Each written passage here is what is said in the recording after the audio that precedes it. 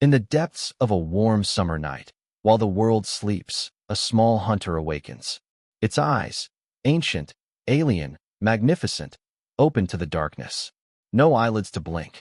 No need for them. This is a gecko, and it sees the world as few creatures can. But this isn't just any gecko.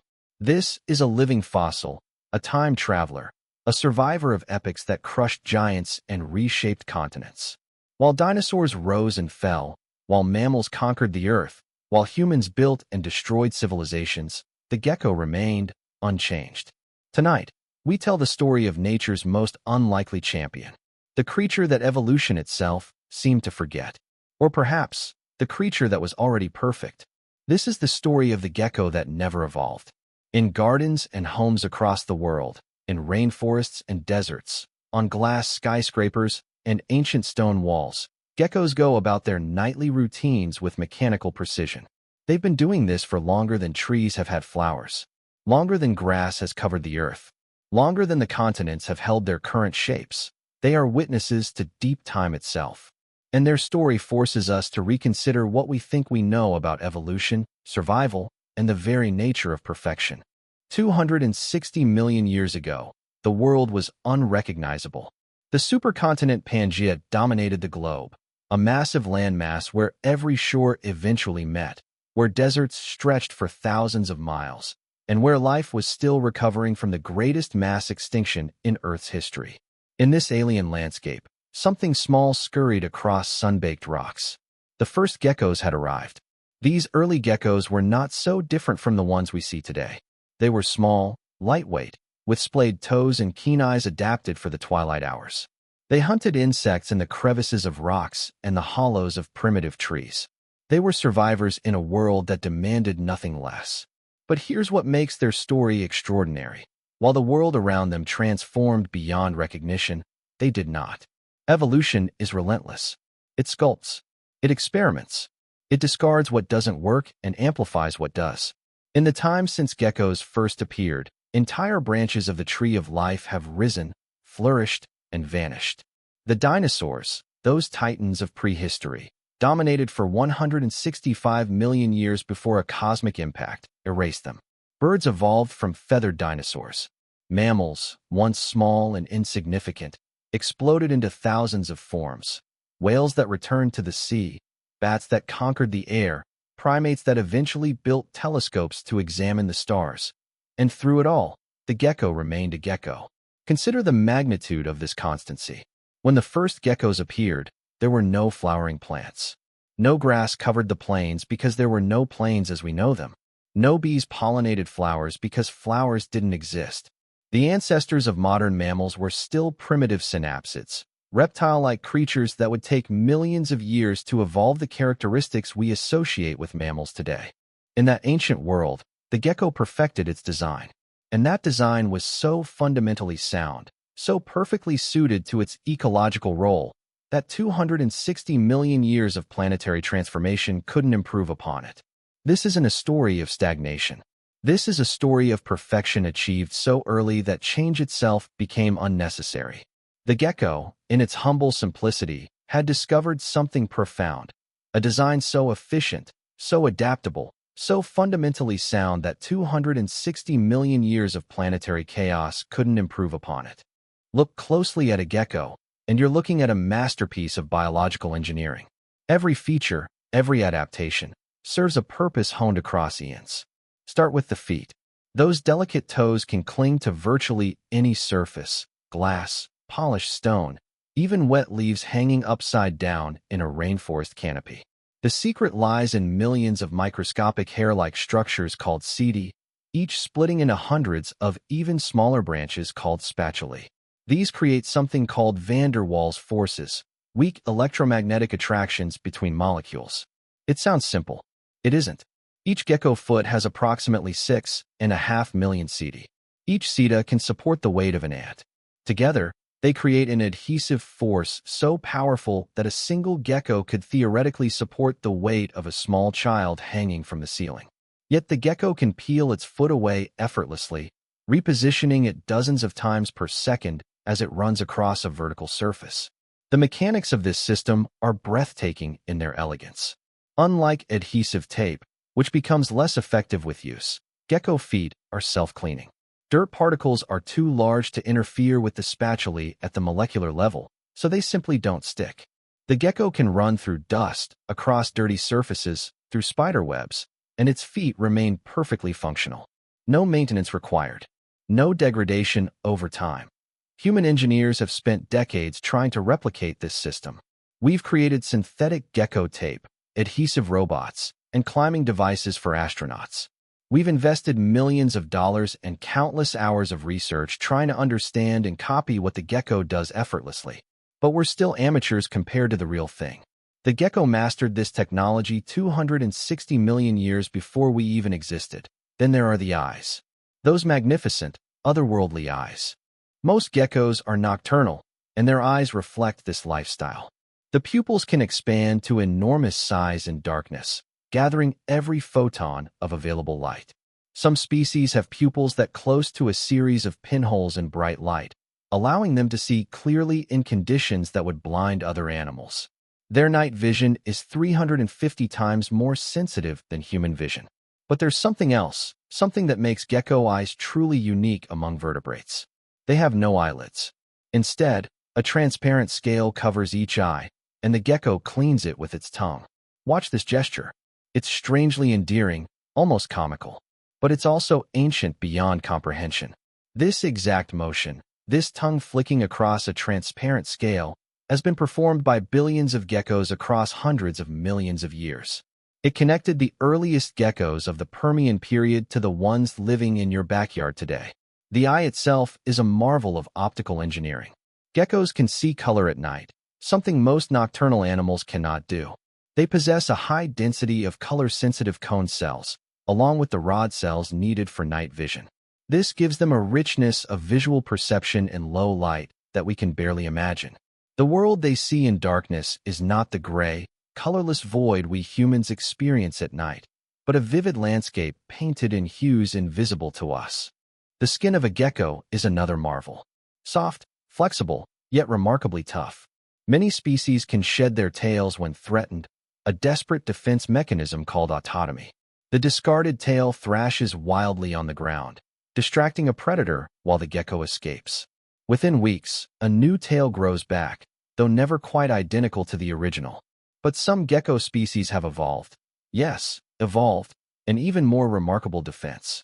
They can shed their skin entirely when grabbed, leaving a predator with nothing but a mouthful of scales while the gecko slips away, naked but alive.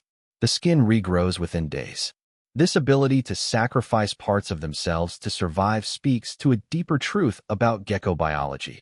They are creatures of regeneration and resilience. They can survive injuries that would kill other animals. They can go weeks without food. They can tolerate temperature extremes that would stress most reptiles. Every system, every adaptation, is geared toward one fundamental goal: persistence. Evolution isn't absent in geckos. It simply works on the details, refining an already excellent design rather than rebuilding from scratch.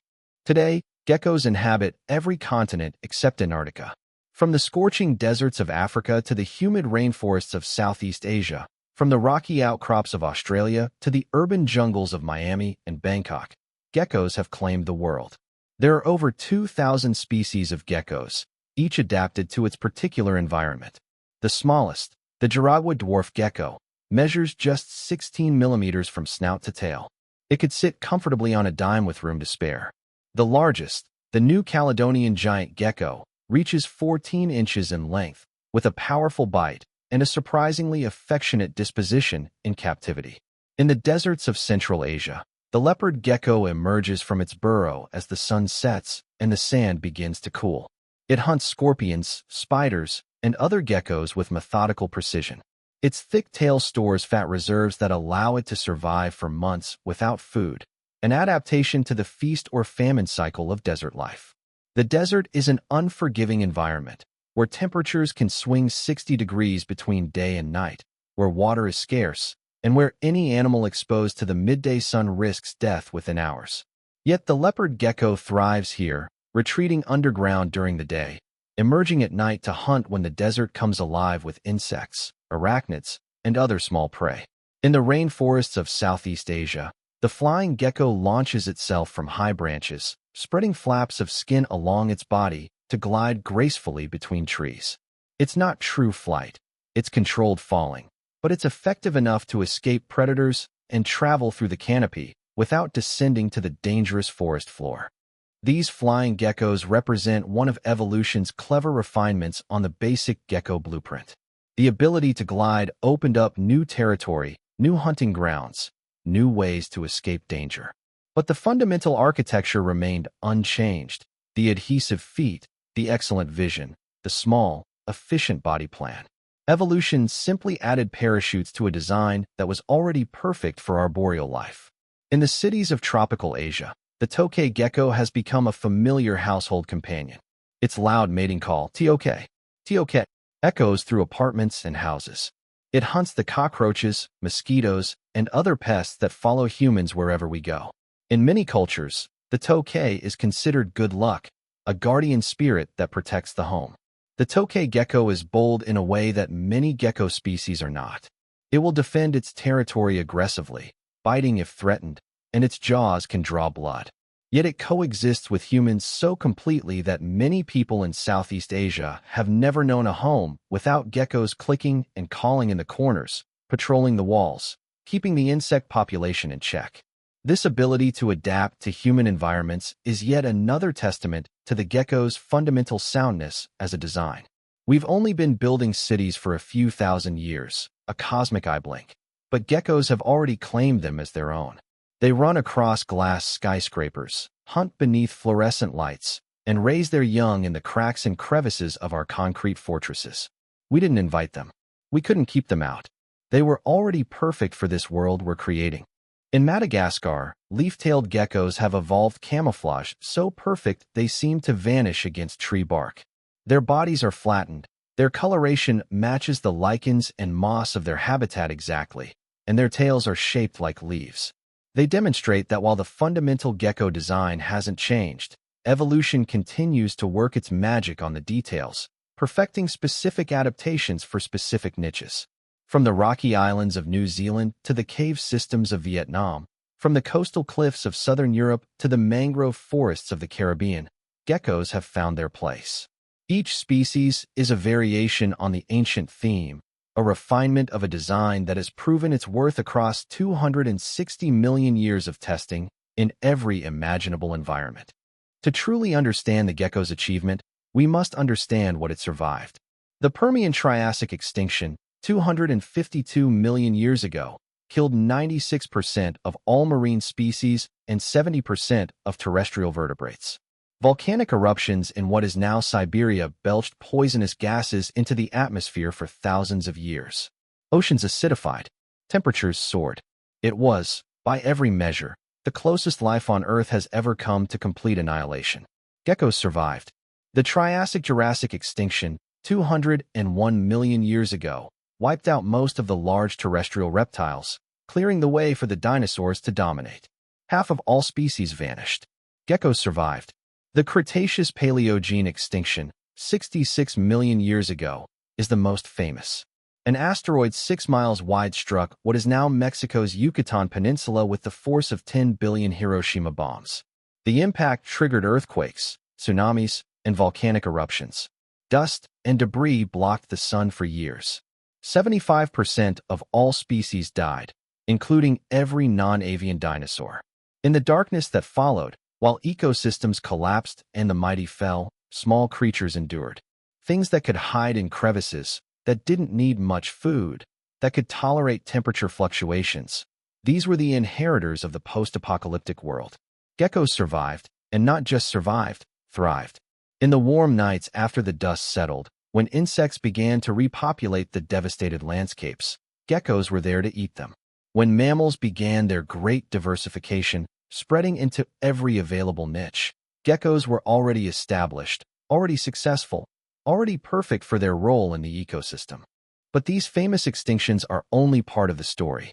The gecko lineage has also endured countless smaller catastrophes, regional climate shifts, volcanic eruptions, ice ages, sea level changes, the rise and fall of mountain ranges, the opening and closing of ocean basins. Each of these events was apocalyptic on a local or regional scale, driving countless species to extinction. Yet geckos persisted.